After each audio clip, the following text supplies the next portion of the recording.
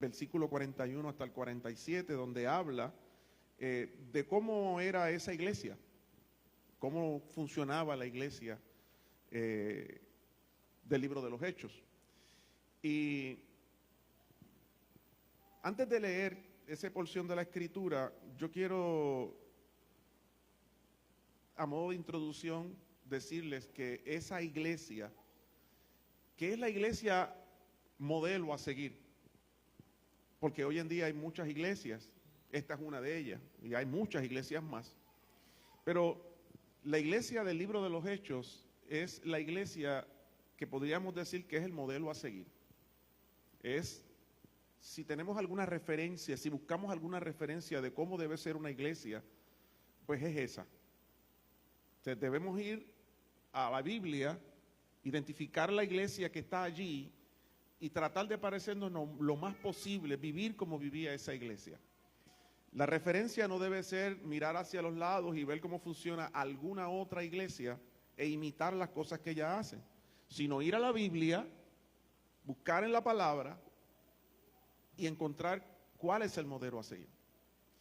Y cuando nosotros leemos esta palabra que vamos a leer ahora, yo me encuentro con una iglesia que vivía, funcionaba de una manera que influenciaba al mundo, que la gente que rodeaba la iglesia, el pueblo que rodeaba a esa iglesia, era impactado por las cosas que ocurrían en la iglesia, por la forma en que la iglesia vivía, por la forma en que la iglesia funcionaba, y eso hacía que la gente mirara hacia la iglesia. La iglesia no miraba hacia el mundo, era el mundo el que miraba hacia la iglesia. Hoy en día, yo escucho mucha gente en la iglesia, en diferentes iglesias, diciendo: tengo presión de grupo, tengo presión porque el mundo me llama. Veo tantas cosas buenas en el mundo que tiemblo cuando veo algunas cosas, cuando escucho algunas cosas, y a veces tengo la tentación de irme otra vez al mundo. Como a veces comparamos cuando Israel salió de Egipto y estaba en el desierto, y en momentos dados, por lo duro de esa ruta, de lo que estaban viviendo, pensaron en volver a Egipto. Y a veces veo y escucho gente dentro de lo que es iglesia, el cuerpo de Cristo, mirando hacia afuera y pensando: quizás allá me irá mejor, tengo ganas de volver allá. Pero cuando yo leo la Biblia y yo leo el libro de los Hechos, yo no veo gente tratando de volver atrás. Yo veo gente en el mundo mirando hacia la iglesia y deseando ser parte de esa iglesia y uniéndose cada día más y más. Y dice la Biblia que la gente, que las predicaciones que se daban, las primeras se convertían por miles. No era que de la iglesia se salían por miles para ir al mundo, sino que del mundo se salían por miles para agregarse a la iglesia. O sea, la iglesia tenía una influencia tal en el mundo que lograba el propósito para la cual Dios la creó. El cuerpo de Cristo que se mete en el mundo y que logra el propósito de Dios de salvar al mundo y traerlo al cuerpo de Cristo, que es la iglesia. Y dando esto como a modo de introducción, quisiera que me acompañaran al libro de los Hechos, capítulo 2, versos del 41 al 47, y lee como sigue. Dice: así que los que recibieron su palabra, o sea, hago un paréntesis, Pedro había terminado de predicar. Fue la primera predicación después del bautismo del Espíritu Santo, el derramamiento del Espíritu Santo. Pedro se levanta, da una predicación y se convirtieron como 3,000 personas. Y dice, esas personas, así que los que recibieron su palabra, los que se convirtieron en ese día, fueron bautizados. Y se añadieron aquel día como 3,000 personas del mundo hacia la iglesia. Verso 42. Y perseveraban las 3,000 personas más los que estaban antes. Perseveraban en la doctrina de los apóstoles, en la comunión unos con otros, en el partimiento del pan y en las oraciones. Y luego, por estar haciendo ese tipo de cosas, dice en el verso 43, y sobrevino temor hay otra versión que dice, y sobrevino un asombro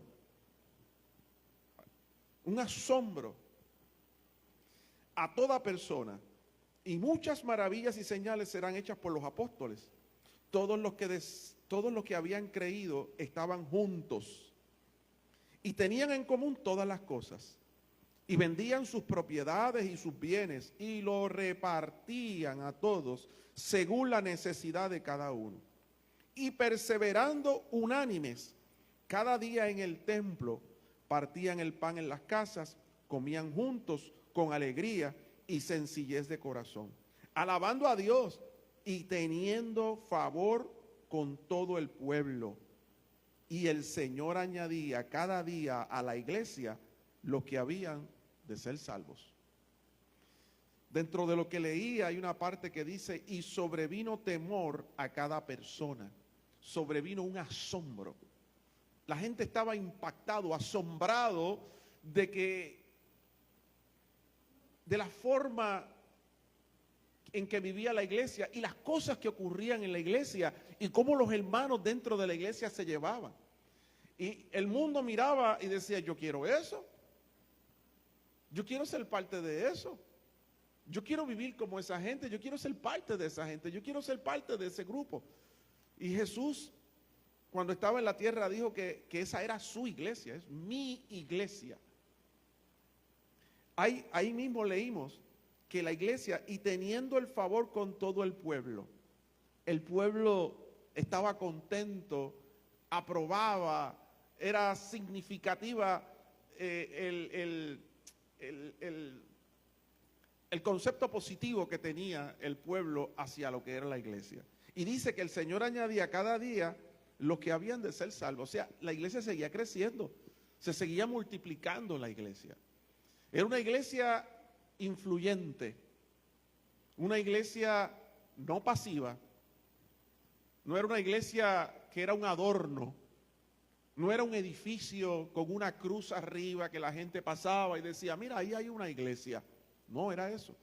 Era un cuerpo, era un grupo de personas que comían en la calle, que caminaban, que eran parte del pueblo, y la gente no necesitaba entrar a las cuatro paredes de lo que hoy le llamamos, ¿verdad?, el lugar donde la iglesia se reúne, sino que la iglesia funcionaba en la calle.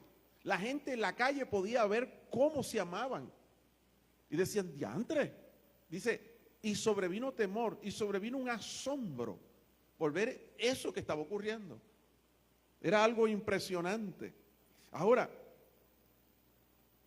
¿cuál era, por ejemplo, el evangelio qué era lo que ellos hablaban? ¿Y cómo lo hablaban? ¿Y cómo estaban dispuestos a defender lo que ellos predicaban? ¿Cuál era el evangelio que Jesús le dijo, disipulen, prediquen este evangelio? La definición de evangelio son las buenas nuevas de salvación. O sea, ¿qué era lo que ellos predicaban? Yo puedo ir ahora mismo a Hechos, capítulo 14, versículo 19, y leer. Mira, por ejemplo, un ejemplo de Pablo. ¿Qué predicaba Pablo? En el verso 14, leo hasta el 19, dice,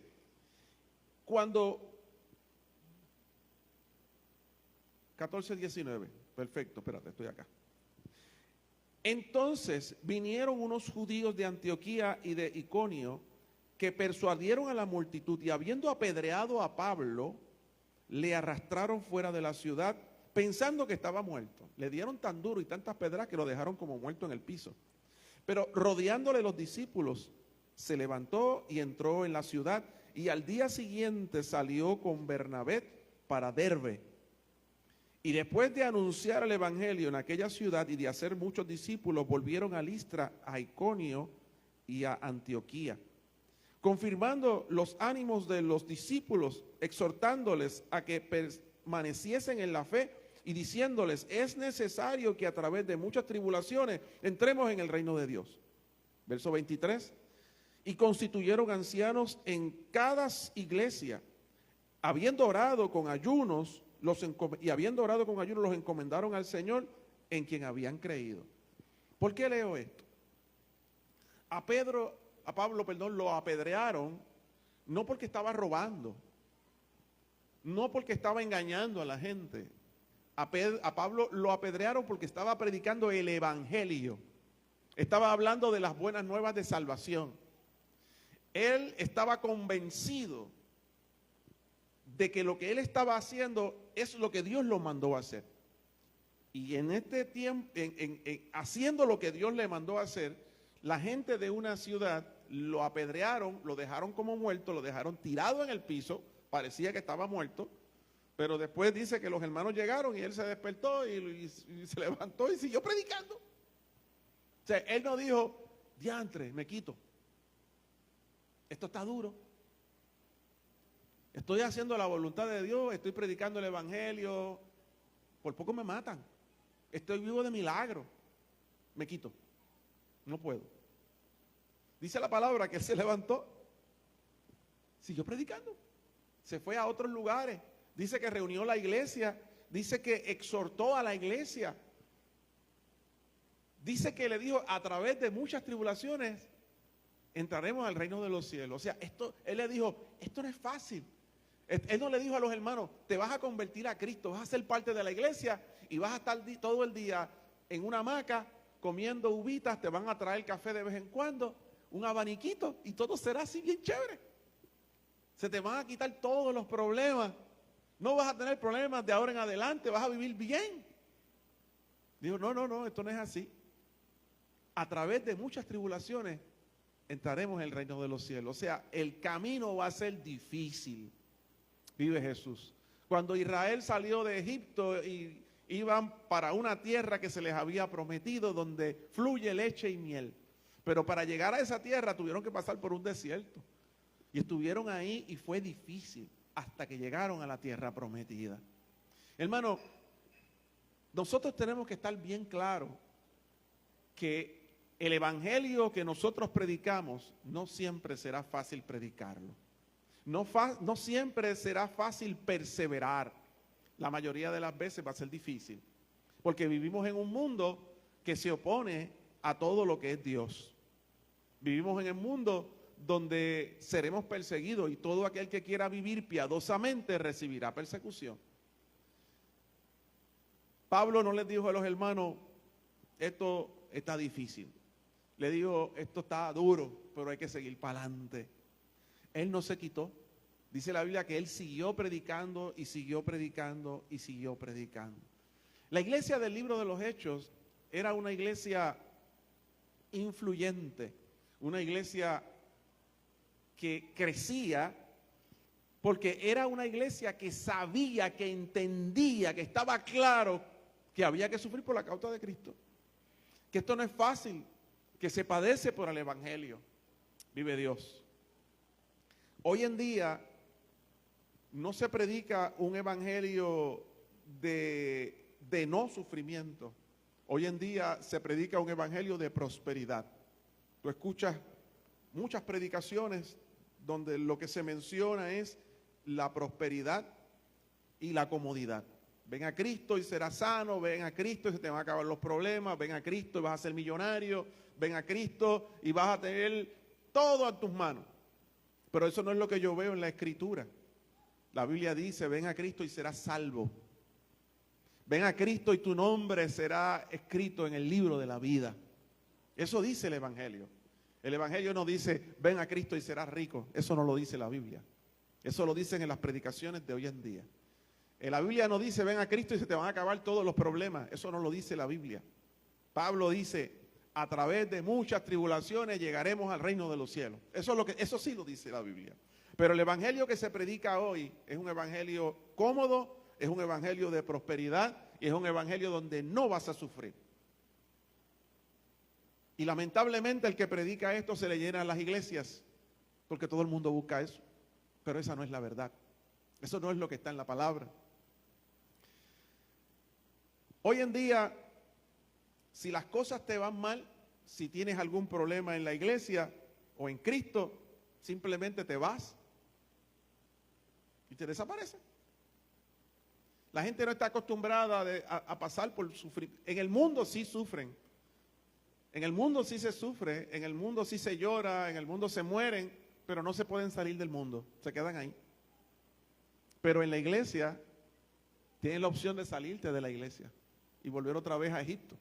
Y la gente se va muy fácilmente de un lado a otro, muy fácilmente. El evangelio que se predica hoy no es un evangelio de dar, es un evangelio de recibir.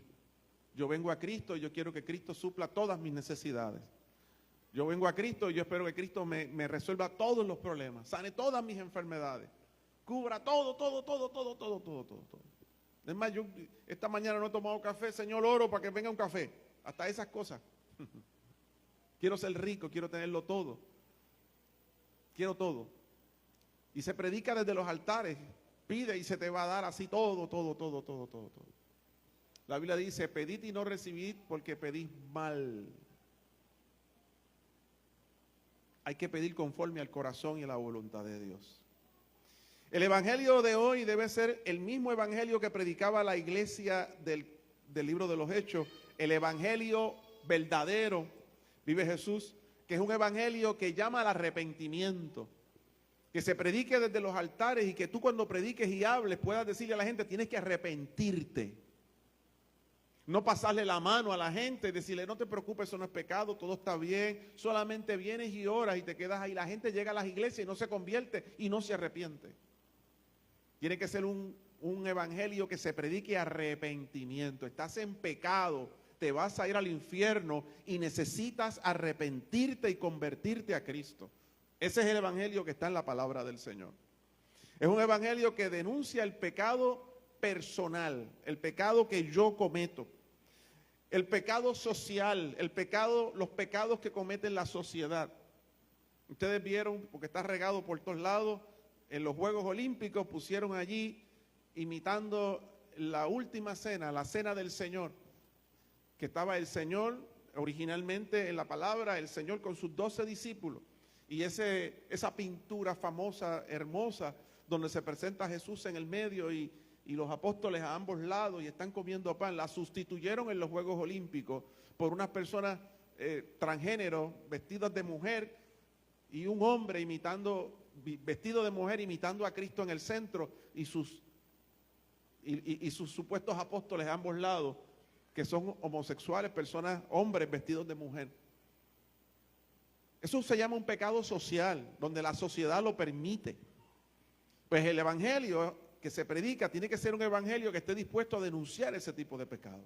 Es un evangelio social, un pecado social, pecado espiritual, que estemos dispuestos a reprender, a confrontar y a llamar al arrepentimiento a aquellas personas que cometen pecados espirituales. ¿Tú sabes lo que son pecados espirituales? Cuando tú te vas a invocar espíritus inmundos y a hacer cosas, a irte donde espiritistas, donde adivinos, ese tipo de cosas que tienen que ver con lo espiritual y que son pecados. Y hay que estar dispuesto a denunciar eso.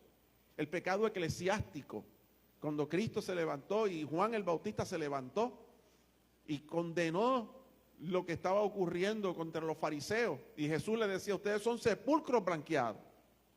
Porque era el pecado eclesiástico, lo que se supone que representaba a Dios en la tierra, cometiendo cosas que Dios no había aprobado, haciendo cosas que eran pecados. Y Jesús las confrontó. Vive Dios. El evangelio que denuncia el pecado personal, el pecado social, el pecado espiritual, el pecado eclesiástico. Esta iglesia influenciaba en la vida social, en la vida del pueblo, porque predicaba un evangelio que abarcaba lo que es alma, cuerpo y espíritu. Un evangelio que toca tu alma, un evangelio que toca tu espíritu, un evangelio que toca tu cuerpo, alma, cuerpo y espíritu. El hombre en su ser completo, Dios quiere trabajar con eso. Dios quiere transformar todo lo que tú eres. Es un evangelio que llega a lo más profundo de tu alma y que te transforma como ser humano. No puede ser simplemente, ay, es que yo soy salvo, mi espíritu y mi alma es salva, pero con mi cuerpo yo hago lo que me dé la gana. No. Es un evangelio que cubre todo, vive Jesús.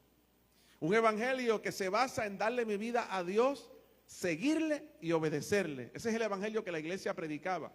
Un evangelio que se basa en entregarle mi vida al Señor. Me rindo a tus pies. Decido seguirte y decido obedecerte. No puede ser un evangelio de cantar coritos y guay, más nada.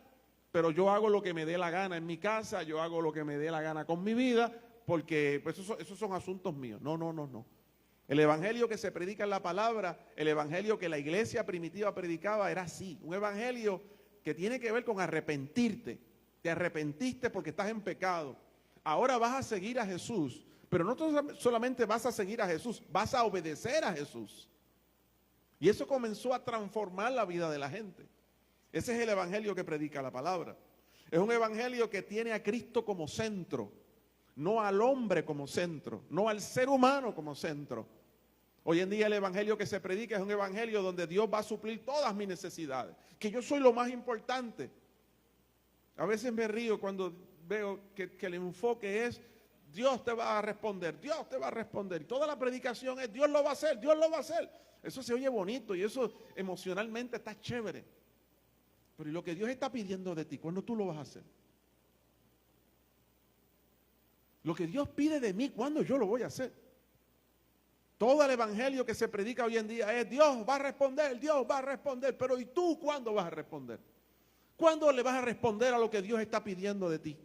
¿Cuándo la iglesia va a responder a los llamados de Dios? ¿Cuándo la iglesia se va a someter y va a seguir a Cristo en obediencia? Nos centramos en nosotros, en el hombre, en el ser humano, pero el evangelio es un evangelio que se centra en Dios. Es el Dios que pide, el Dios que llama, el Dios que exige, el Dios que demanda.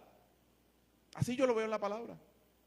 Cuando confronta a su pueblo, cuando lo llama, cuando cogió a Pablo y lo tumbó del caballo y le dijo, de ahora en adelante tú vas a trabajar para mí y tú vas a predicar y vas a saber lo que se sufre predicando el evangelio. Yo no veo un Pablo, Señor, yo mira que esto, que lo... No, no, no, sometido al Señor. Le metían pedra, lo dejaban como muerto, dice que su espalda estaba baratada de tantos latigazos y varazos que le habían dado y seguía predicando. Ese es el evangelio que se predica en la palabra. Tenemos que volver al evangelio, volver a la escritura, al modelo a seguir. La iglesia del libro de los Hechos era una iglesia de la palabra, que conocía la escritura. En Hechos 17:11 dice, y estos, los de Berea, eran más nobles que los que estaban en Tesalónica, pues recibieron la palabra con toda solicitud, escudriñando cada día las escrituras para ver si estas cosas eran así. Cuando Pablo le predica a esta gente comenzaron a sacar sus Biblias, que para aquel tiempo la Biblia era el Antiguo Testamento, porque el Nuevo no se había escrito. Así que ellos rebuscaban en el Antiguo Testamento a ver si era cierto lo que Pablo estaba diciendo acerca de Cristo. Eran gente de la palabra, eran gente que su fe estaba basada en la escritura, en la palabra. Su fe no estaba basada en emociones. Ay, es que yo sentí una cosa y por eso creo. Mira, hermano, hoy sientes, mañana no vas a sentir nada, entonces mañana no vas a creer. Las emociones nuestras van y vienen. Eso es como una ola. La fe, la escritura es firme, se mantiene. Nuestra fe no puede estar basada en emociones, no puede estar basada en libros, no puede estar basada en programas de radio, en predicaciones que yo escucho y veo por Facebook, no, o en YouTube, no. Nuestra fe tiene que estar basada en la palabra, en la escritura, la que no cambia, la que es firme, en esa roca que está ahí, que es Cristo, aleluya. No bases ni cimientes tu fe en emociones. Es que yo fui a un sitio y yo sentí una cosa y aquello fue que, ay, mira hermano, hoy lo vas a sentir, mañana no. La escritura es la misma. Mi palabra, el cielo y la tierra pasarán, pero mi palabra no pasa, dice el Señor. Vive Jesús. Por eso era una iglesia que estaba influenciando, era influyente sobre la población que estaba a su alrededor. Era una iglesia que estaba comprometida hasta no solamente su fe, su vida, sino que hasta económicamente estaba comprometida. Dice en Hechos 2:44 al 45, dice, todos los que habían creído, y eso lo leímos ahorita, estaban juntos y tenían en común todas las cosas y vendían sus propiedades y sus bienes y los repartían según la necesidad de cada uno. No era el garete, sino que había necesidad y ellos suplían esa necesidad de la iglesia. Yo veo maratones para sacar fondos de diferentes iglesias. He visto gente en las luces pidiendo chavos, cristianos pidiendo dinero con latitas para la construcción de un templo. Veo gente pidiendo dinero porque las cosas están mal.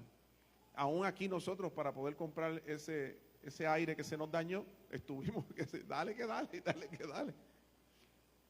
Hay necesidades dentro de la iglesia, pero la iglesia de hoy pasa por muchas necesidades económicas, no porque los cristianos no tengan dinero, sino porque no están comprometidos con Dios y con la iglesia, con su iglesia.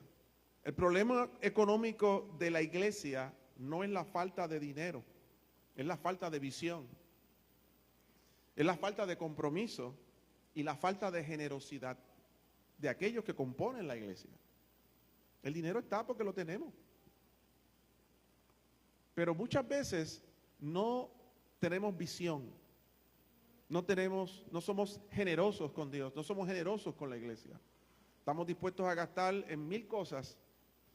Podemos darnos un viaje, gastar $2,000 o $3,000 en un viaje, pero no estamos dispuestos a decir, yo quiero ayudar la obra del Señor.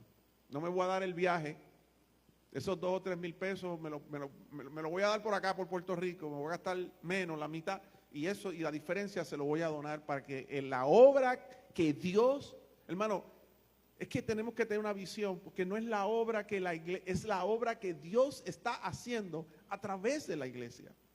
Y cuando yo me quiero unir al plan de Dios, yo hago lo que sea. Yo hago lo que sea. Y no estoy hablando de que siembres para que Dios te dé más. Yo no estoy hablando de eso. Yo estoy hablando de visión, estoy hablando de compromiso, estoy hablando de generosidad. No estoy hablando de sembrar para que siembra 1,000 pesos y Dios te va a dar 2,000. Eso es embuste. Yo no creo en eso. Búscame donde dice eso en la palabra.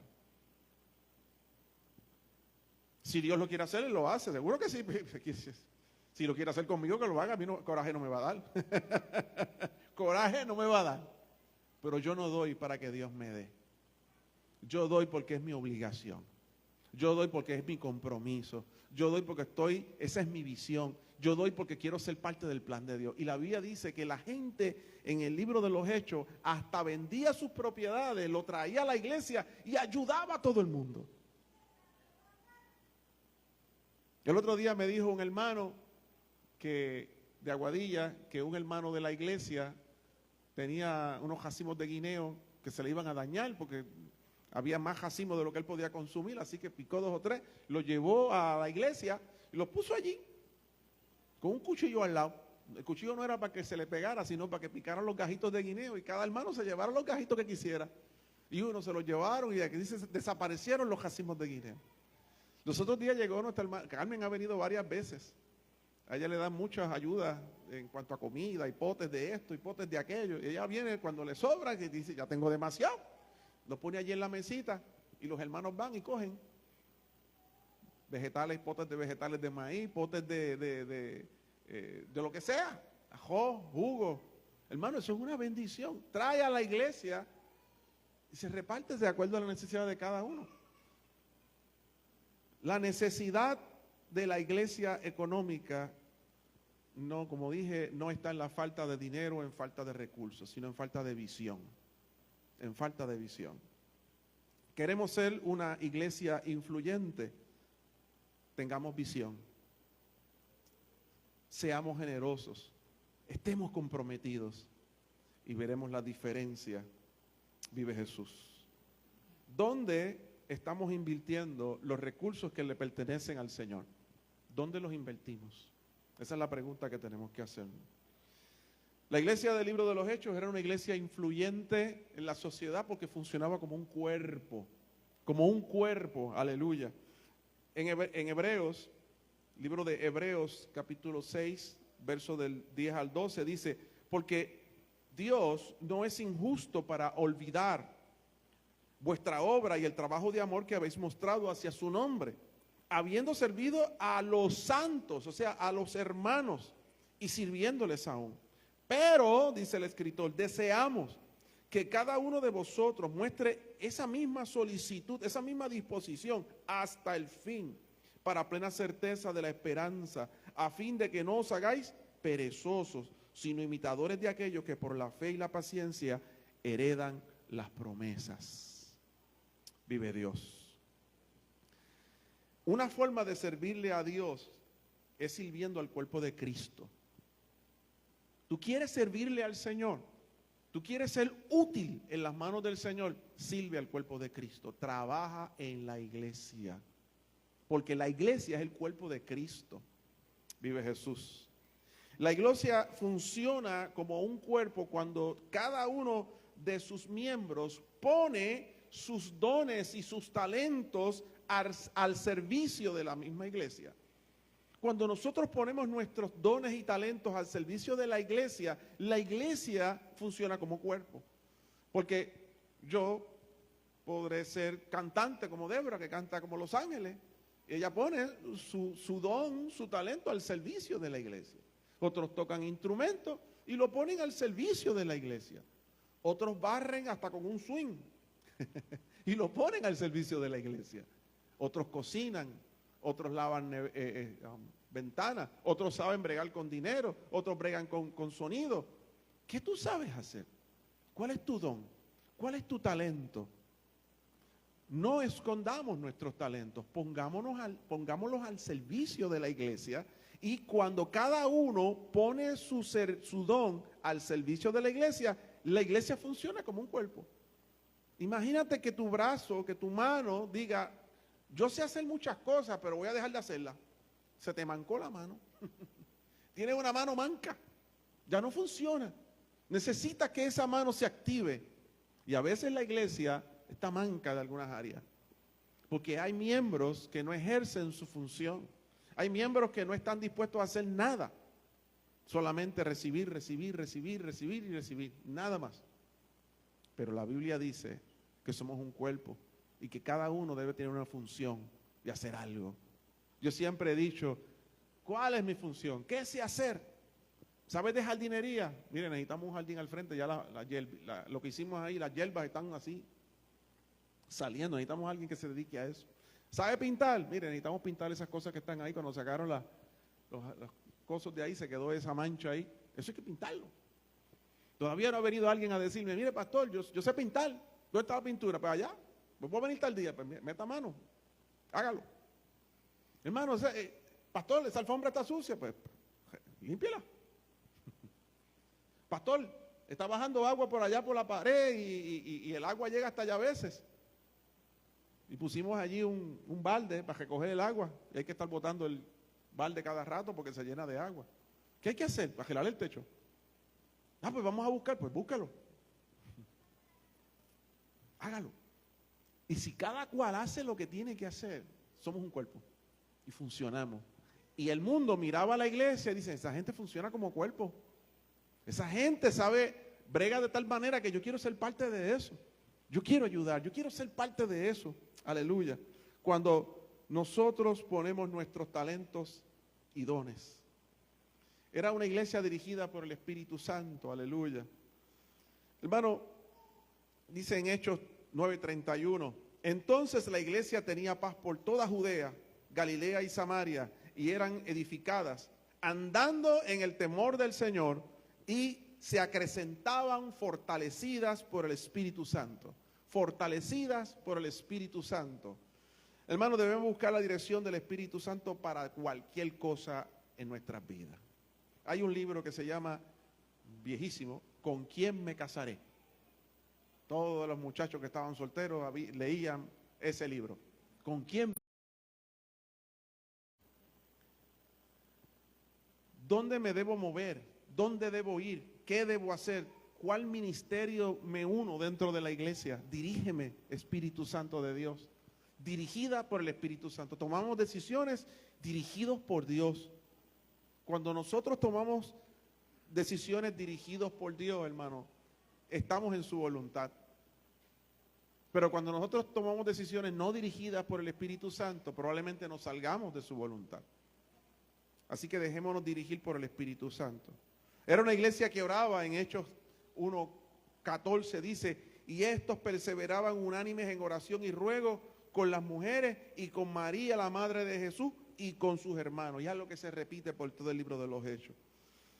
Cuando Dios quiere hacer algo, Dios llama a su pueblo a orar, a clamar, a gemir. Aleluya. Pero Dios siempre está haciendo algo.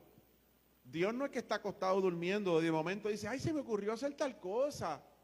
Ay, tengo esta idea. Voy a aparecer a la iglesia que ore. No, eso no funciona así.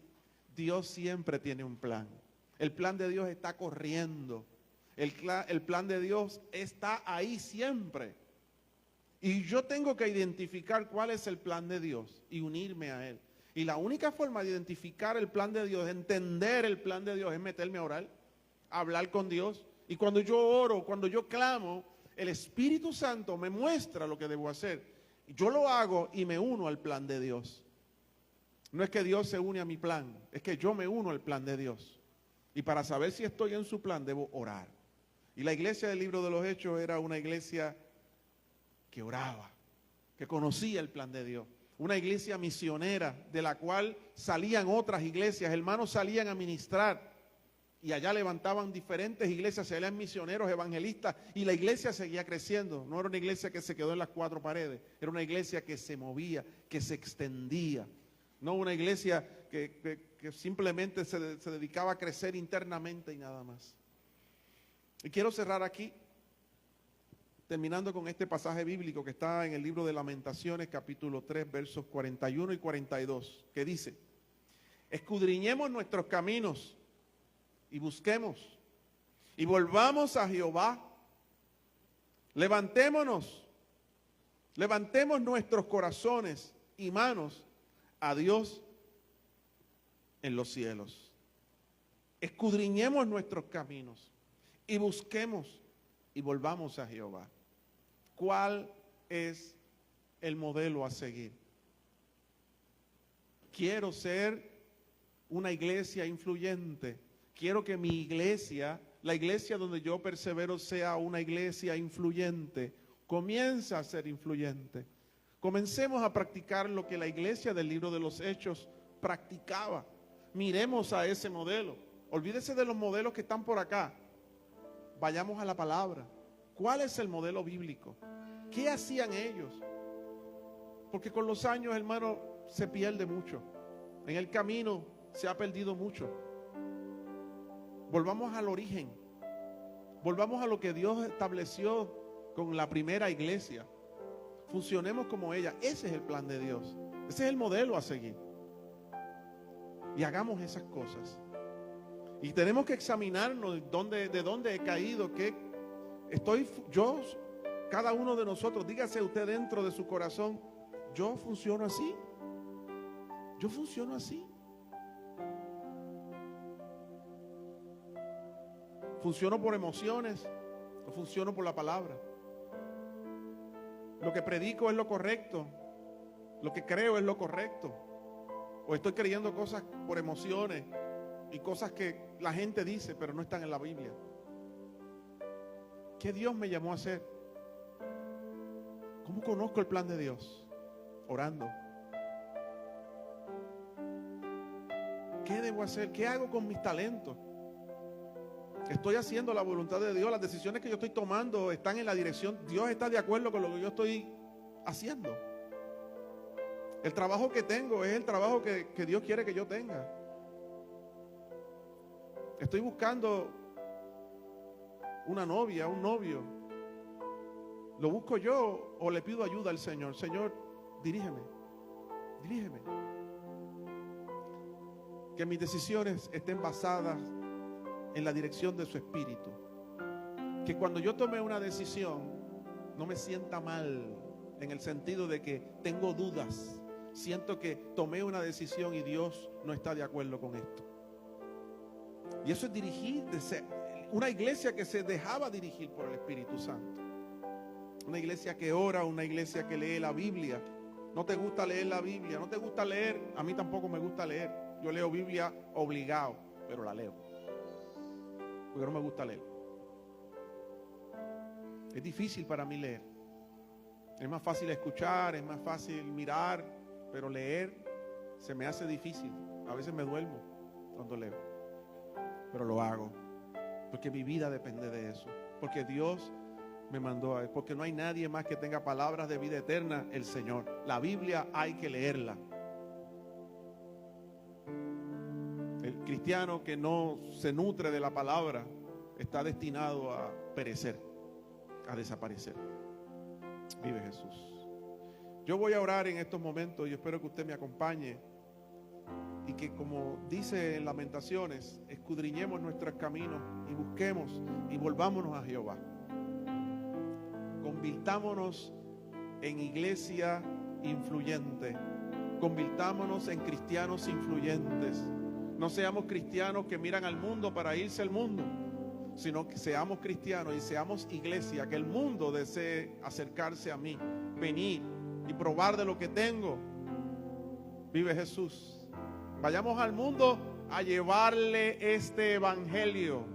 No vayamos al mundo a pecar, sino a llevar el evangelio, a decirles: te estás muriendo y yo tengo lo que necesitas.